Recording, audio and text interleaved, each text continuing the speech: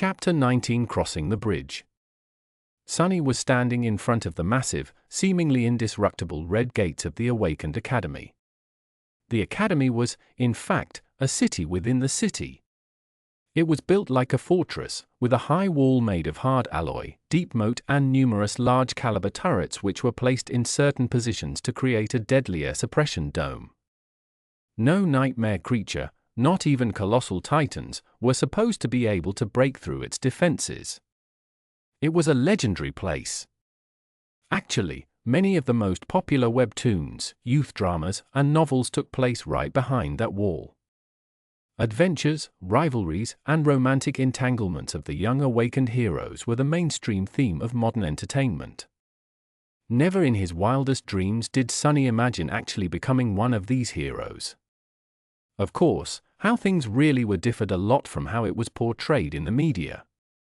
More than that, he had only 4 weeks to spend here before venturing into the dream realm. Even if he wanted to, there was not enough time for any type of entanglement. And he definitely did not want to. He had to learn how to survive, not waste time on such nonsense. The snow was slowly falling to the ground. It was cold and silent in front of the academy gates. Except for Sunny, there was only one other person, another new sleeper, if he had to guess. It was a tall, slender girl of around his age, with clear grey eyes and a detached look on her face. She had strange, silver-white hair that was cut short and neatly parted to the side. Just like him, she was dressed in a police-issued tracksuit and had no personal belongings with her. On her head, there was a pair of old-fashioned headphones. She was calmly listening to music while they waited. There was a certain vibe to the silver-haired girl. It was sort of as though she was apart from the world. She looked confident and self-sufficient, but also a bit lonely. Sunny wasn't going to start a conversation. Who knew what kind of situation he would put himself in due to that damn flaw? It was better to keep to himself. He glanced at the girl and sighed. I wonder what flaw does she have? Finally, the gates began to open. The giant, ridiculously thick sheet of reinforced metal slowly descended, creating a long bridge. Sunny looked ahead with grim determination. Master Jet's parting words echoed in his mind. On their drive to the academy, Sunny didn't speak much, looking at the sights of the city that were flying past the window of Jet's personal transport vehicle. Actually, it was his first time sitting in a PTV. Most people in the city couldn't even dream about getting a license and purchasing a vehicle like that, having to do with public transportation. He had ridden in the back of a police cruiser once or twice, but that was a completely different experience. At some point, Master Jet looked at him and said, "Since we both come from the outskirts, I'll give you 3 pieces of advice. Whether you listen to me or not is your business." Sunny turned his head, waiting. First, once you're registered in the academy, they'll offer you psychological counseling again. There will also be a valuable reward for sharing your experiences in the nightmare and the details of your appraisal.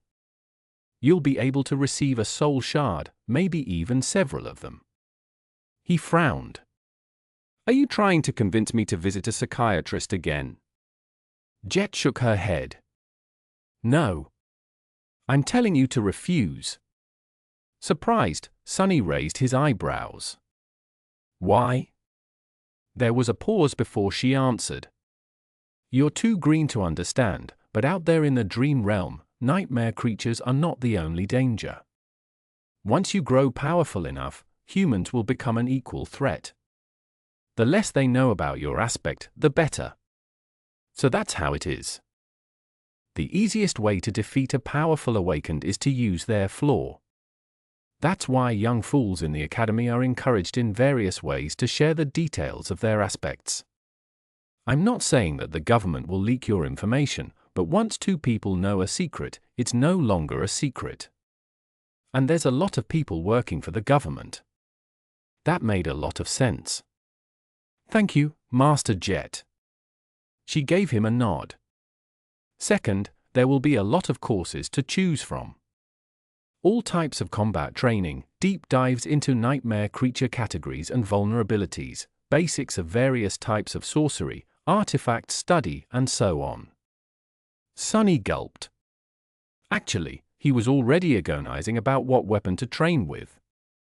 For weeks was not enough to master a weapon, but at least he would have a basic understanding of it. Disregard all of that. The only course you have time to attend is wilderness survival. He blinked. What? Jet glanced at him. It's different for city kids, who learn all sorts of useful things in school and from their tutors. But we don't have that advantage, do we? What was the biggest threat to your life during the nightmare? Sunny thought about it. On the surface, the most dangerous thing he faced was the tyrant, followed by Hero. Oro of the Nine. But actually, what almost killed him in the end was the cold. Jet smiled. Smart.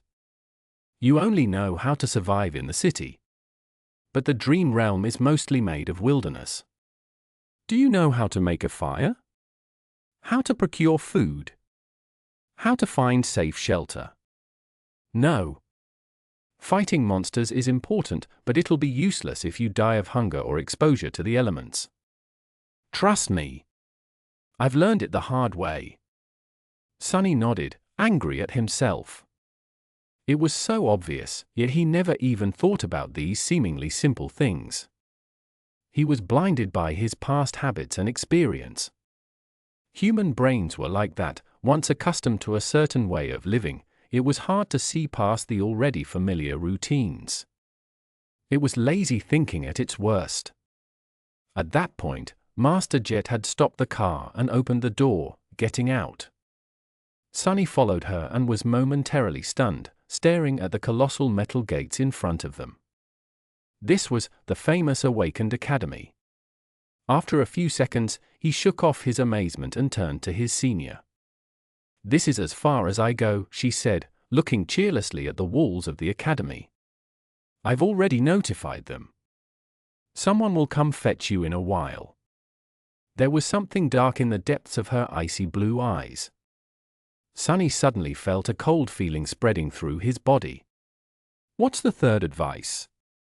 Master Jet glanced at him, then sighed. "Remember, no one can survive in the dream realm alone. That's not an opinion, that's a fact. Try to get along with your peers, even if they don't treat you well. It might save your life." Then she suddenly smiled and patted him on the shoulder. "You've done well to survive until now. Make sure to keep yourself alive in the future, too." Then she got back into her PTV and drove off. Just like that, she was gone. The end of the metal bridge hit the special grooves in the ground and stopped moving after a set of loud clicks. Sunny looked ahead, wondering what kind of life he was going to be living in the next 4 weeks. Keep your flaw and aspect secret, learn to survive in the wilderness, be nice to other sleepers. It didn't sound too hard. But, for some reason, he was sure that these weeks were going to be as challenging as his first nightmare. Or maybe even worse. Seemingly free of such concerns, the silver-haired girl walked forward and stepped on the bridge. Sunny sighed and reluctantly followed. Chapter 20 Outcast once again. The sleeper part of the compound was relatively small and situated in the southern part of the academy, surrounded on all sides by training fields and parks. It was a low, modern building constructed with reinforced materials. Like the majority of buildings in the academy, most of it was hidden below the ground, leaving only a couple of floors above it. With its white, pristine alloy walls and wide windows, it must have looked beautiful in the summer, contrasted against all the greenery around. Inside, the building was spacious and well lit. Sunny and the silver-haired girl were taken to a large hall where 100 or so of young men and women, sleepers of the same unfortunate timing as the two of them, were already waiting for the beginning of the induction ceremony. Most of them were nervous, tense, and excited. Logistics of the academy were a constant headache for the administrators since the rate at which the spell infected people was always chaotic. There was no way to orderly structure for batches of sleepers to undergo any type of standardized education on a shared schedule. Some of them had a full year to prepare for the dream realm, some only months, some even mere days. That's why these induction ceremonies were held each month at the beginning of the year and then every week once the winter solstice began to loom near. Some of the sleepers in the hall had to wait days to be inducted, while Sunny had lucked out and was delivered to the academy just hours before the scheduled event. Once inside the hall, he understood two things. Firstly, everyone was well dressed and in possession of a suitcase, a duffel bag, or at least a backpack carrying their personal belongings. They were obviously coming prepared, most likely from home, sent off by their families. So Sunny and the silver-haired girl, who came empty-handed and wearing simple police-issued clothes, were not a norm like he had assumed, but actually an eye-catching anomaly. Right. That makes sense. Secondly, Master Jet was not being overly humble when she called herself below average by Awakened standards. Even though these young people were just starting their paths as Awakened, their looks were dazzling. Everyone was handsome, beautiful and radiated health. He swallowed. Still, I feel like none of them compare. She might not be as perfectly shaped, but I don't know, she has a presence. It's like shadows become deeper and the temperature drops by a couple of degrees when she's in a room. Was this the difference between a sleeper and a master? But all of these thoughts were just him trying to postpone the inevitable. Sunny already knew that he was in for a wild ride. Because he could not lie, and all of these excited youths, regardless of their clothes, gender, and looks, wanted to do one thing. Talk. Every one of them wanted to talk with fellow sleepers. They wanted to discuss their nightmares, their future journey into the dream realm, and everything in between. They wanted to ask questions. They wanted to be asked questions. They wanted to discuss something important or just chit-chat about stupid things. Everyone wanted to share. It's a nightmare. Sunny moaned, disturbed and fearful. I'm doomed. Then, with a bit of grim determination, he gritted his teeth and slowly exhaled. Just think about it as a continuation of your trial. You survived the Black Mountain, so you can survive this, too. He had faced heroes, villains, monsters, and even gods. Was he going to be afraid of a bunch of teenagers? He might have underestimated how scary teenagers can be. In half an hour, pretty much everyone in the room hated his guts. After a short series of conversations, Sunny had acquired a reputation of an obnoxious, foul-mouthed pervert. This reputation was quickly solidified. He was slapped a few times and even punched once. He also discovered a couple of new things about his true self, namely, that deep down inside he was apparently rude, arrogant, and more than a little bit lustful. The conversations went something like this. Look at all these young people. How many do you think will return from the dream realm? How many will perish? What do you think our own chances of survival are? I don't know, but I'm pretty sure that a pompous fool like you will die first. Or, I even received an armor-type memory in my nightmare. It's an enchanted robe. Would you like to see? Actually, I would prefer to see you without a robe. Then those lowlifes began to rob the bodies. It was disgusting. They even took their shoes. What kind of degenerate would take a dead man's shoes? I once killed a man and took his boots. They were nice boots. What? You killed someone just for a pair of boots? Of course not. There were other reasons. I also took his cloak. Once again an outcast, Sunny was eventually left alone. People seemed to be avoiding him. Unperturbed, he found a quiet corner and stood there, glad that no one wanted to talk to him anymore. His face hurt, and there was blood dripping from his nose.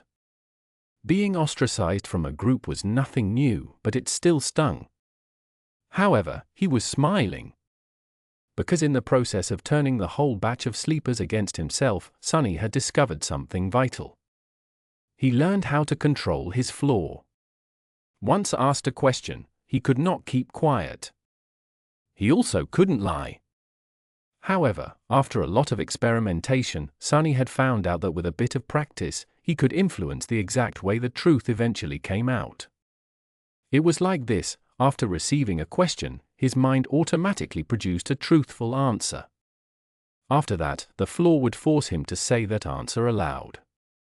Refusal to speak would result in the build-up of pressure, then piercing pain. The longer he kept quiet, the worse the pain would become. Eventually, he would have to surrender and reveal the truth. However, in these moments between receiving the question and surrendering to the pain, the actual wording of the answer could be changed. The more it strayed from the initial thought, the more resistance he would meet, once again in the form of pressure, then pain. It still had to be truthful, but it didn't have to be so stark. For example, if Master Jet were to catch him staring again and ask what he was looking at, instead of embarrassing himself, Sonny would have been able to endure a bit of pain and simply say you. That would still be the truth, however, the result would be entirely different. Hidden in the corner, Sonny grinned as he observed the sleepers. This is good. This is great. This is something I can work with. After all, one didn't have to lie to deceive a person. Sometimes, truth was the best material for creating deceit. If used with a certain devious type of intelligence, truth could be as misleading as lies. For example, in one of his previous conversations, Sonny had confessed that he had once stolen boots from a dead man. The other guy was horrified and asked if he had really killed someone just for a pair of boots. The answer the flaw forced him to give was that there were other reasons and that he had also taken the man's cloak. The true reason for killing the veteran slaver was that he had whipped Sonny a few hours prior. Besides, he was already dying. The cloak had nothing to do with the killing itself. However, the wording of the answer created an impression that it did. Thus, two truthful statements, when put together, created an effect akin to a lie. This was just a simple example. With a lot of effort and intense thinking, Sonny could create other types of manipulative truths. It was going to be extremely difficult and risky, but it could be done. He just needed a bit of luck. It was time to put his theory to practice. Sonny didn't forget what his main goal was: to make sure that no one ever finds out his true name. To achieve that, he had to create an impression that he was the most pathetic, weak person in this whole building. Someone who would never receive a positive appraisal, let alone a divine aspect and a true name. However, since this would be a lie, he couldn't just go and say it. So how was he to convince everyone that he definitely did not have a powerful aspect and an impressive record with the spell? His eyes fell on a particular group of sleepers. There were 5 or 6 of them, gathered around a tall, confident young man. The young man had brown hair and a gentle, handsome face. His eyes were green, with a hint of friendly humor. His posture, figure, and attentive gaze betrayed someone who went through extensive training. Everything about the young man screamed of nobility and strength. Just at that moment, one of his companions was saying with a tone of amazement, "Ascended? You have received an ascended aspect? What was your appraisal?" The young man smiled humbly. "Oh, it was excellent." Sonny stopped in front of the group, as though by accident. After hearing the young man's answer, he frowned and looked at him with disdain. Then, with a voice full of utter bewilderment, Sonny said, "Ascended, excellent? That's it? What's the big deal?" Chapter 21 First Performance. His words hung in silence. The sleepers looked at Sonny with a hilarious assortment of emotions, ranging from bewilderment to shock. The young man with humorous eyes just smiled politely. To be honest, getting an ascended aspect during the first nightmare was extremely rare. He was certainly someone special, maybe even outstanding. Actually, despite their apparent differences, the young man somehow reminded Sunny of Hero. Oro of the Nine. There was a special type of calculating coldness hidden deep inside their eyes. He had encountered such people before, mostly among the veterans of various street gangs in the outskirts. They simply called this type of coldness murder math. Basically, it was a habit experienced fighters developed. No matter where they were and what mood they were in, there was always a sober part of their minds constantly calculating the most efficient way of killing the person in front of them, just in case such need arises. Why do I have to antagonize someone like that, of all people? But Sunny really had no grounds to complain. After all, he brought this on himself. After a few seconds, one of the young man's companions finally blinked and said, friend, you must not know a lot about the spell. Caster's results are truly remarkable." Then, with a furtive glance at the remarkable caster, he added, "He is a legacy, after all. An actual, living and breathing descendant of an awakened clan?" Sunny re-evaluated his opinion of the humorous young man. Legacies were known to be trained for their eventual entrance into the spell from the moment they could walk. For them, being infected was a certainty instead of a possibility. They were extremely formidable people. Just great, he thought bitterly and made his frown deepen. "Are you trying to pull a prank on me? You call this remarkable?"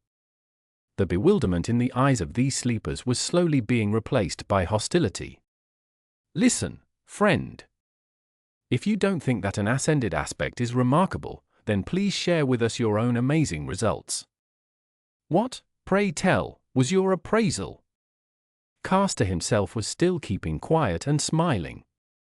However, his defenders were growing restless.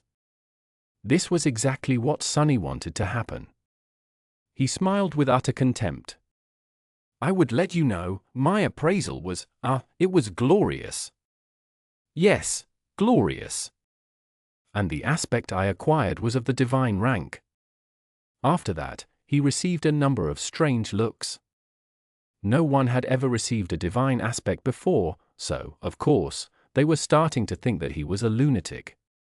But there was still a sliver of doubt that maybe that strange guy was a descendant of a powerful clan. A peerless prodigy? Maybe his appraisal was, indeed, glorious.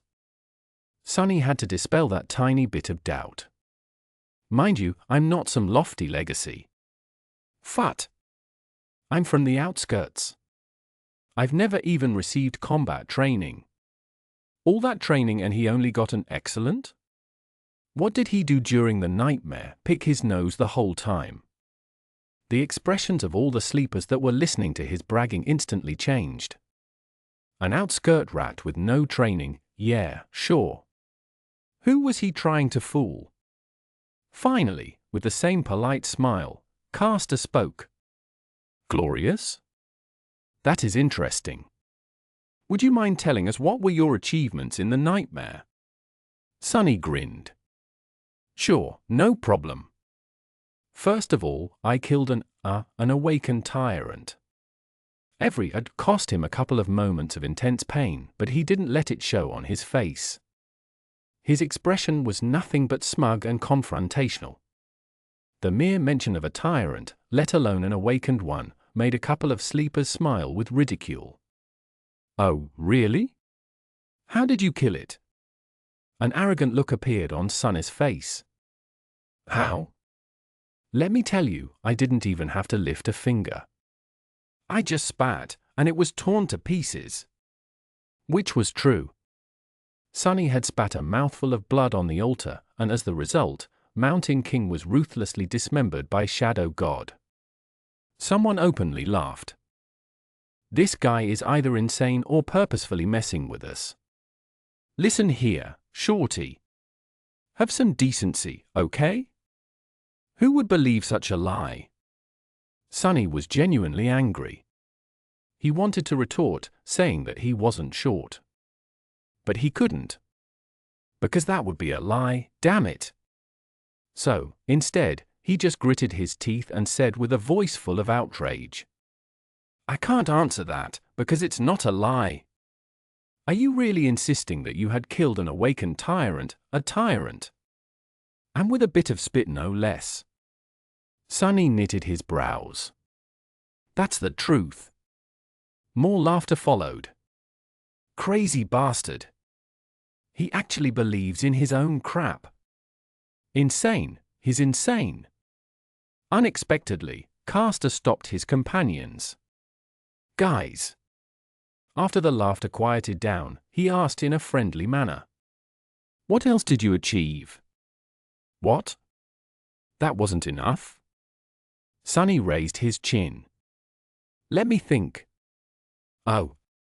I also killed an awakened swordsman. Really? How did you do that? Acting as though he was a little bit embarrassed, Sonny looked down. That time I had to lift a finger. I even had to shake it a couple of times. That was enough to kill him, though. He was holding the silver bell between his fingers, which led to Hero being attacked and eventually killed by the tyrant. So, technically, all his statements were true. What a crackpot. Ha! Can you believe this idiot? Poor bastard. Not only is he weak, he's also lost it. Caster gave his companions a long look and then turned to Sonny. Anything else? Sonny blinked. Time for the finishing touch. Something else? Well. Oh, right. I communicated with a bunch of gods, even though they were all dead. I made one of them wake up. He gave me a blessing. I was blessed by a god, do you all understand? The sleepers were silently shaking their heads or looking at him with pity. Caster sighed. I see. Well, in comparison to your achievements, mine do look rather average. Thank you for sharing with us. I hope you'll be as successful once we enter the dream realm. Sonny smiled with a look of smug superiority on his face. You better believe it. With that, he turned around and walked away. That's a job well done. He was pretty sure that after this performance, no one would ever believe that he actually had some kind of a powerful aspect or did anything worthy of notice during the nightmare. He only told them the truth and yet managed to make everyone believe in the opposite of the truth. Such an incredible feeling. What did they think of him now? They thought that he was weak, grew up without any education in the outskirts, and had no training. More than that, he was apparently either insane or incredibly stupid. His temper was terrible. Truly pathetic and pitiful fellow. Now, whenever he was asked about his aspect, he could just honestly say that it was of the divine rank, and be laughed at. People would rather believe that the spell had ceased to exist than that he was someone noteworthy. He could even scream about his accomplishments from the roof, and no one would believe him. Subsequently, no one would ever suspect that he had a true name. Just you wait, fools. One day I'll be the one laughing. As Sonny was walking away, he heard one of the sleepers talking to Caster. Why didn't you put that lunatic in his place? He has belittled you.